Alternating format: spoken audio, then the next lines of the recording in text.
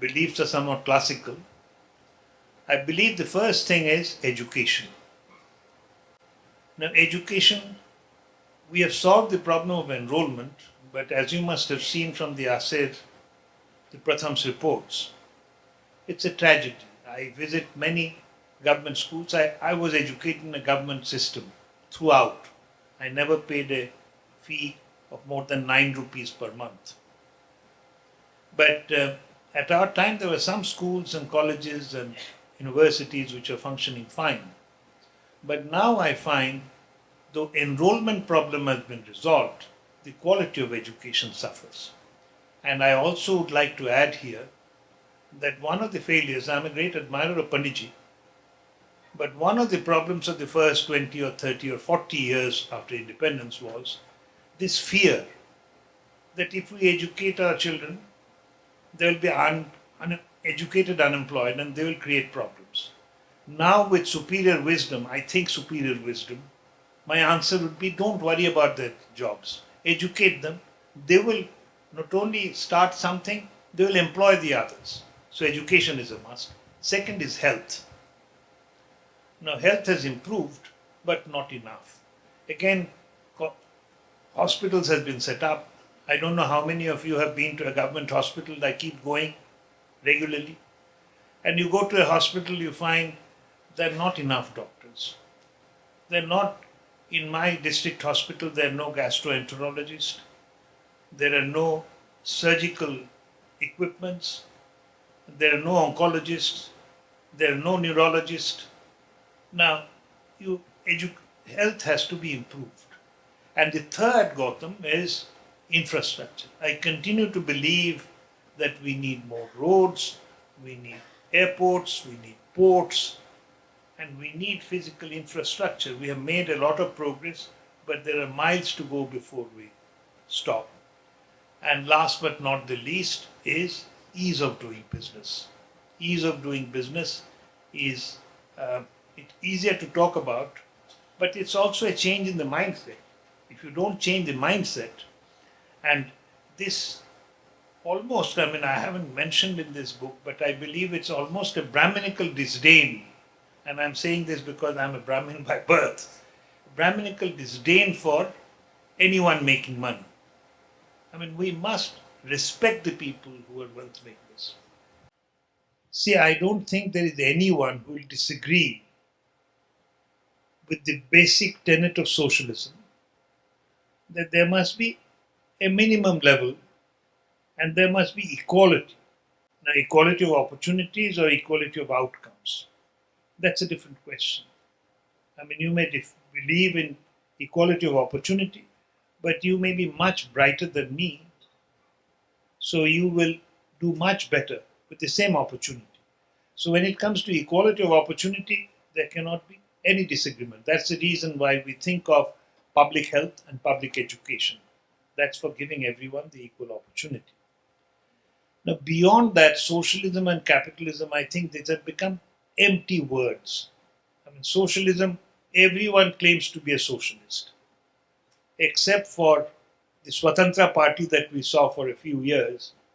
I haven't seen any single political party that in its manifesto does not talk about socialism. It will talk about socialism and some kind of equality, however defined. So, on the broader question that you ask, do I believe that we only have to stimulate growth and think about the people who are falling behind? I don't agree. We always have to think of the people who are left behind. We think of public education or public schools. I've seen the problem. I've dealt with tribal women and tribal children whose parents are uneducated. There is not a single book in the home. Now, all of you here, we have seen books right from our childhood. Mother or father used to read a book. They could teach us. But students with uneducated, illiterate parents suffer from an infirmity that you can't even imagine. I've seen little boys and girls who come to school only for the midday meal. So you're thinking that once you have set up the public schooling system and public health, everything will take care of itself. I don't agree. There needs to be an intervention of a very intimate kind. Going and telling the tribal woman that you need to do this. Incidentally, I mentioned one thing in this book, which is I found it very. I mean, I learned this is my notes of how I look at India. Do you know that at some point of time there was a penalty for not sending your children to school, and fines used to be imposed. Now, here is a poor family who do not have a school in the vicinity. They do not have enough money. They're not sending their boys and girls to school, and you impose a fine. I have even mentioned the amount of fine, some 5 crore or 10 crore at that time. So ultimately, the law had to be resigned because you cannot have a law that punishes people for no fault of theirs. So here, I think in terms of education and health, it's not only the provision of these services, but it must be a caring government, it's a caring society. We have to lift them. The fact that they're lying there, they will need some help. Still, there will be some left. But we need some kind of welfare system, but not too much. The balance is the most important. So we have done well.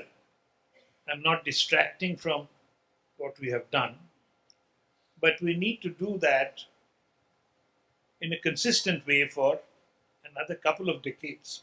Japan did it, South Korea did it, Hong Kong did it, Singapore did it, Taiwan did it, China has done it. So there is no reason why we shouldn't be able to do it.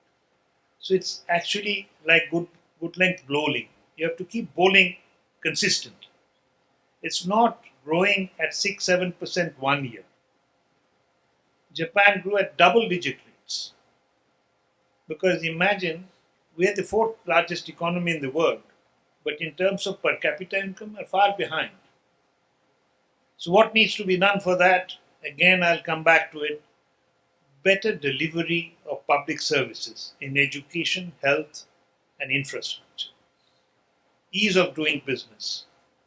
Taking corruption head on and saying zero tolerance.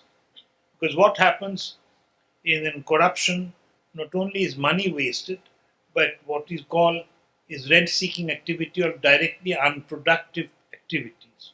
I've seen it in some of the states, I won't name any, it's not a political discussion, that when people lose hope that you can't earn an honest living, you can't become rich without stealing, you start stealing. So corruption has to be.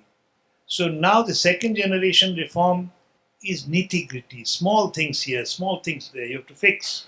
It's not building a big machine, the machine is already there.